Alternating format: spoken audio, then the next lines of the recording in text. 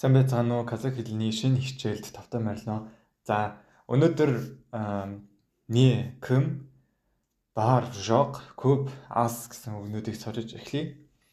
За, өмнөх хичээлдэр үг хууршаан тий ялгал болон одоо орон байр заасан нөхцөлийн талаар сурсан тийм ээ. За, тэгвэл кайда, кэмдэ. Кайда гэдэг нь хаана вэ, тийм ээ? Хаана вэ? Кэмдэ хинд вэ гэсэн үг. За, nie гэдэг нь болохоор юу? Кем хин. Бар гэдэг нь байгаа гэсэн үг. Жок байхгүй гэсэн үг. Көп олон их гэсэн үг. Аз бага цөөхөн гэсэн утгатай. За, дахиад хэлье. Кайда, кэмдэ, nie, кэм, бар, жог, көп, аз. За, жишээ нь Саматта үлкен сөздік бар. Саматта үлкен сөздік бар.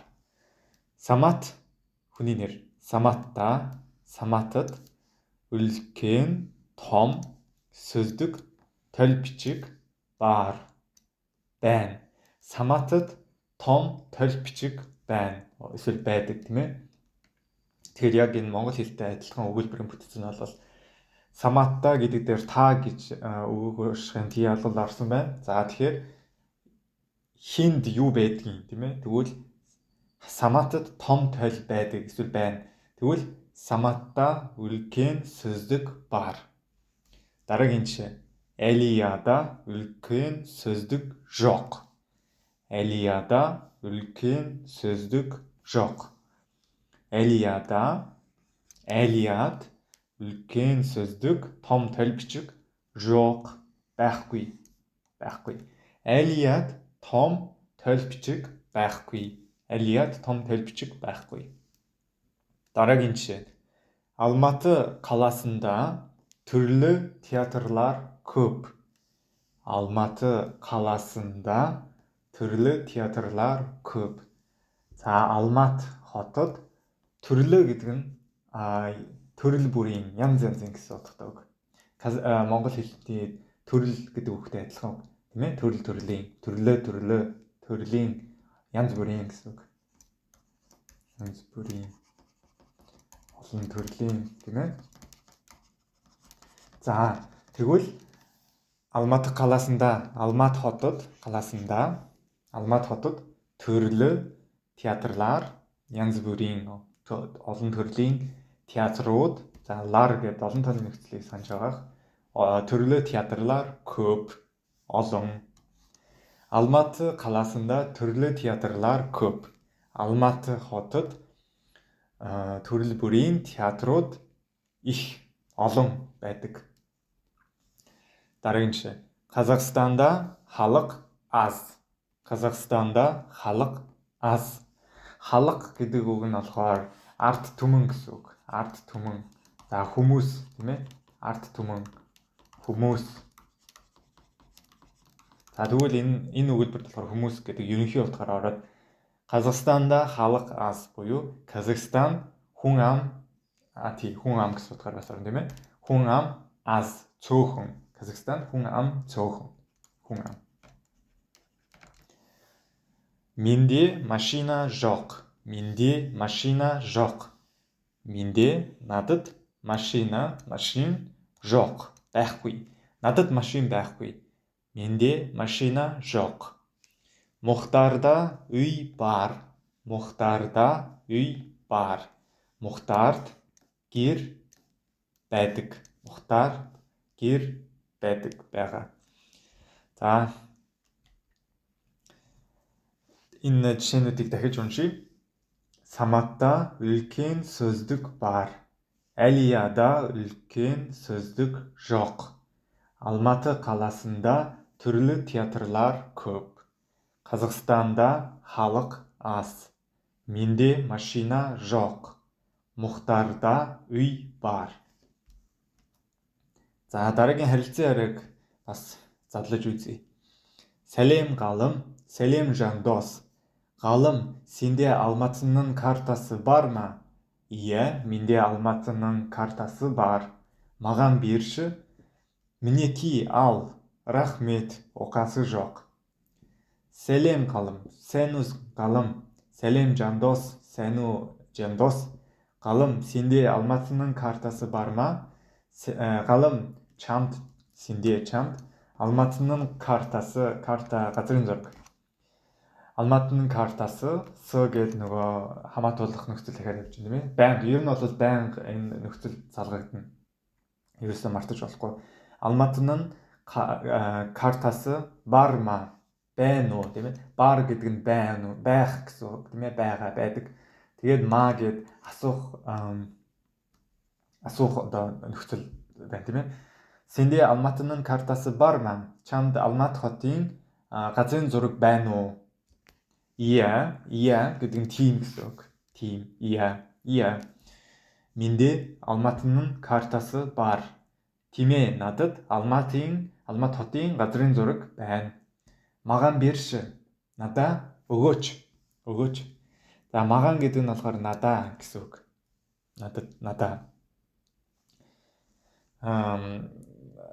Гэхдээ энэ яг нөгөө монгол хэлний надад гэдэг одоо өгөх оршихын тий ялгал дээр биш. Магаан буюу одоо чиглэлийн тий ялгал дээр байгаа.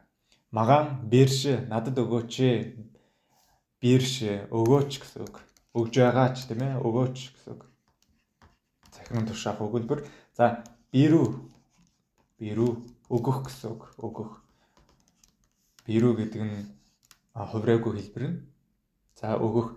За бирүү гэдэг үгийн үндэс нь болохоор бэр тийм ээ. Бэр гэдэг үндэс. За тэгвэл бэр гэдэг үндсийн араас шö гэж залгачаар яг монгол хэлтэй адилхан ч гэсэн давхартай адилхан. Надад өгөөч гэсэн утгыг илэрхийлдэг. Магаан берші.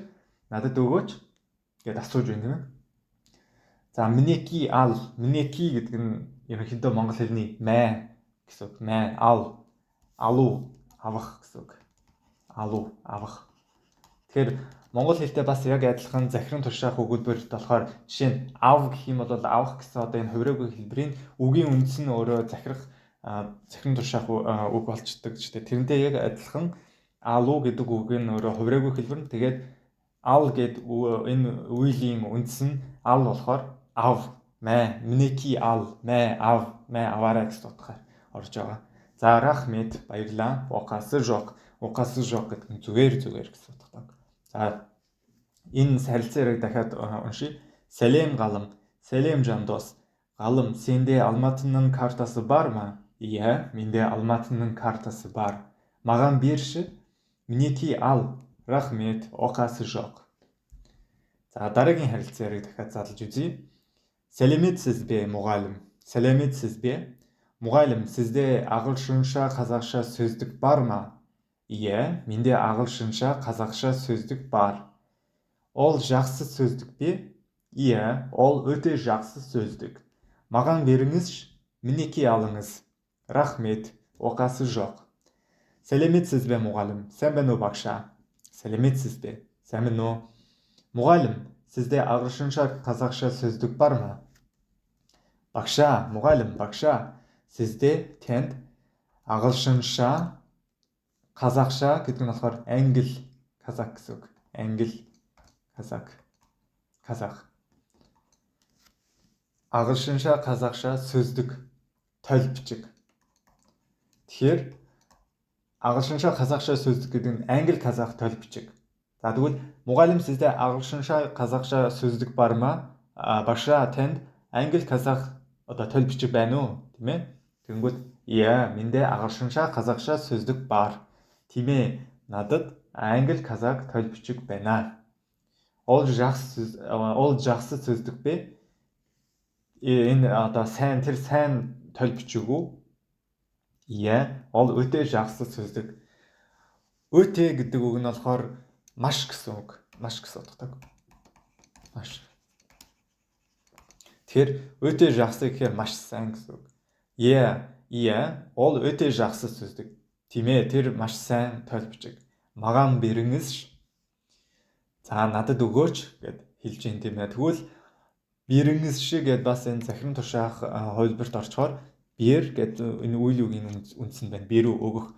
Бирэнгис гэд нөгөө сэз гэдэг үгийн одоо үгт одоо казах хэлэнд бас үйл үг нь төлөвний үгэндээ хамаатуулж бас хувирдаг. Тэгвэл энэ бирэнгис гэдэг үг нь болохоор энэ бирүү гэдэг үйл үгэнд болохоор сэз гэдэгт одоо хамаатаж хувирсан байгаа. За тэгээд шөө гэд нөгөө ингэж тэгэж гэсэн утгаар орж байгаа. Магаан бирэнгис надаа өгөөч, надад өгнө үү гэсэн утгадаг. Миний алангас мэ аваарэ гэсэн алангас рахмет ухаас жок баярлаа. Зүгээр. За энэ хэлцээрийг дахиад нэг бүтнээр нь уншия. Сәлеметсіз бе мұғалім? Сәлеметсіз бе?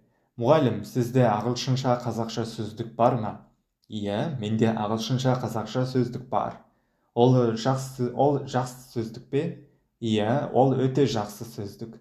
Маған беріңіз, мінекей алыңыз. Рахмет, оқасы жоқ. За қазақ тілі гэвэл казах хэл. Тіл гэдэг нь өөрөө хэл гэсэн үг. За қазақ тілі гэвэл казах хэл. За бид нэр энэ хэл гэдэг үг ямар нэгэн хэлний араас шаа шэ гэдэг энэ залгуурыг авахаар ар гэсэн утгатай монголоор төстэй болно. Жишээлбэл казах тілі гэвэл казах хэл, казахша гэвэл казах хэлээр казахаар гэсэн үг. Қытай тілі хятад хэл. Қытайша хятадаар. Ағылшын тілі англи хэл. Ағылшынша англиар. Корей тілі солонгос хэл. Корейше солонгос хэлээр, солонгосоор. Орыс тілі орыс хэл. Орысша орсоор. Жапон тілі япон хэл. Жапонша японоор. За монгол хэл гэвэл монгол тілі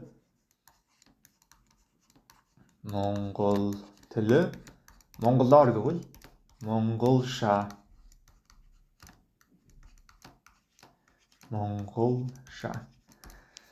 За ингээд энэ хичээл та бүхэн таалагдсан гэдэгт итгэлтэй. Дараагийн хичээлээр уулзцаая. Баярлалаа.